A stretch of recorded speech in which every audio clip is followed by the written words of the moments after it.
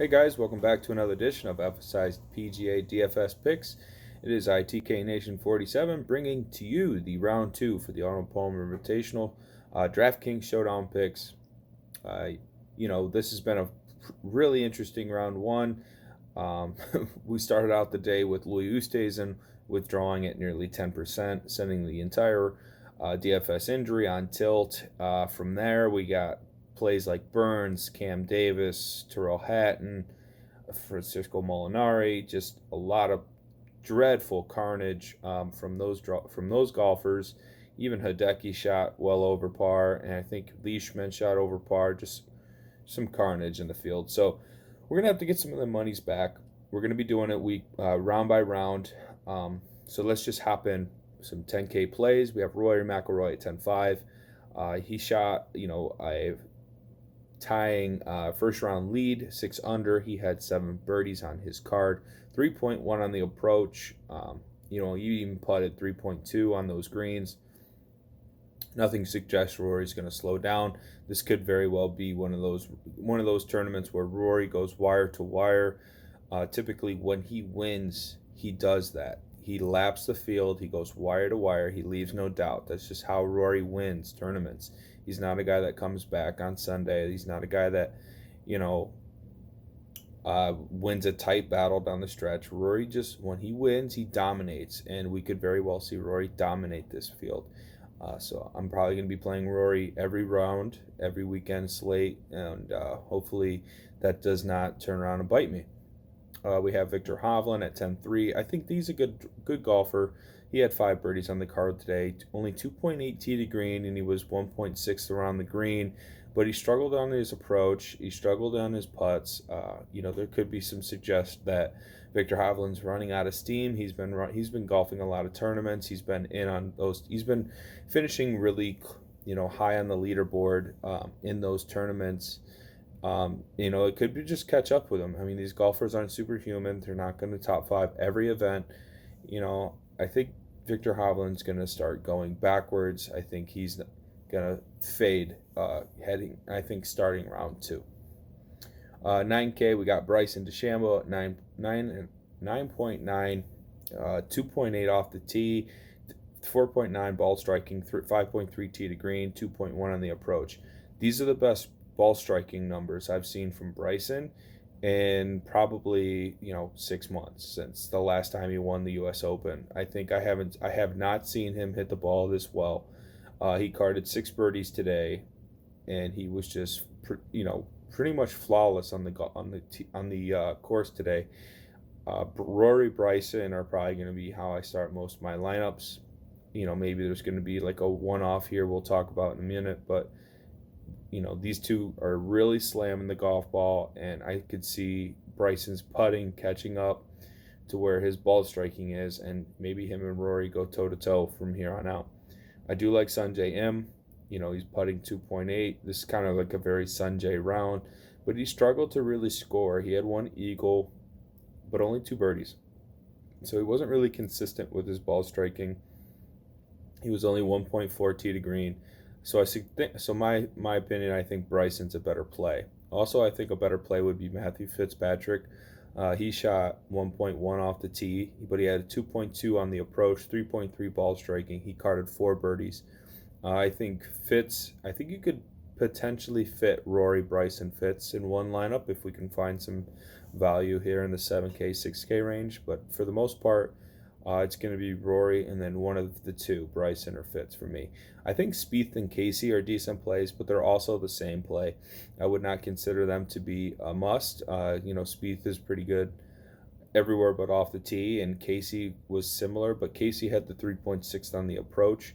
I think Casey has more upside when it comes to scoring lower in his round, and he's only 9K. 8K, I think Jason Day is working his way back. 3.8 tee to green, 1 stroke on the approach, 3 birdies. Kind of similar to M. He struggled a little bit putting.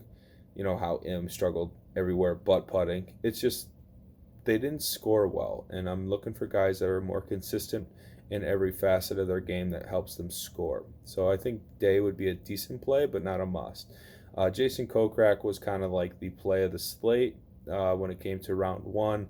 He fired 5 birdies at that low AK number. He priced him up a little bit, but not too much. I think he's a decent play if you're going to fade one of Fitz or Bryson. You can pop down into this next range and grab Kokrak or the guy I'll talk about next. He had 5 birdies today, 3.8 tee to green. He's been really heating up. Tommy Fleetwood, 2.3 on the approach, 1.6 on the putt. He only had 3 birdies today, but I think Tommy Fleetwood's got some underlying numbers here that suggest he's going to come through with big rounds. He does love Florida golf. You know, he is someone that I played just sparingly in some classic lineups.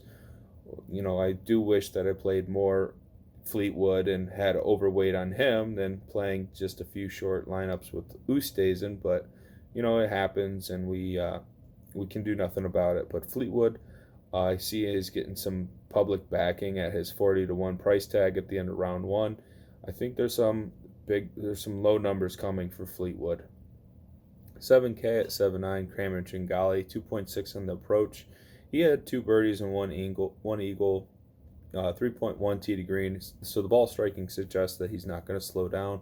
Core play tomorrow will probably be Corey Connors, 5.6 on the approach, 6.1 ball striking, 5.5 tee to green, 6 birdies, 1 eagle. This is the kind of consistency you want to see in a golfer. I don't think Corey Connors is going to completely go backwards like, you know, typical first-round leaders, you know, do. The ball striking numbers are just too good. I think Corey Connors continues to do well. Lanto, Hoffman, Naismith, I think are fine plays in that mid 7K range. My favorite play in this 7K range, other than Connors, is Sebastian Munoz at 7,400. 2.2 off the tee, 2.2 on the approach, 4.4 tee to green, 5 birdies. I played my highest owned golfer in the slate in the classic lineups was Sebastian Munoz, so really love to see that 4 under heading into round 2. Please keep it going, buddy. You're keeping my lineups alive. Grillo, Poulter, Bezenhout, I think are decent plays in that low 7K range. I also like Keegan Bradley at 7,200, 1.6 on the around the green, 2.6 putting for Keegan Bradley. Get out of here. Wait till this guy's ball striking catches up. I think if Keegan gets to that weekend and that putting is still there, he's going to be a great weekend play. I love that. 5 birdies on the card. I also really like Ben An. So you could see in this 7K range, it's really going to pop for you to fit up that top end players in that slate. Ben An, 2.9 on the approach, 5.2 total, 4.2 ball striking, 4.9 tee to green, 6 birdies for Ben An. He had tweeted out before the course that this was a home course, or before the tournament, that this was a home course for him. So I do like Ben An. I like his confidence.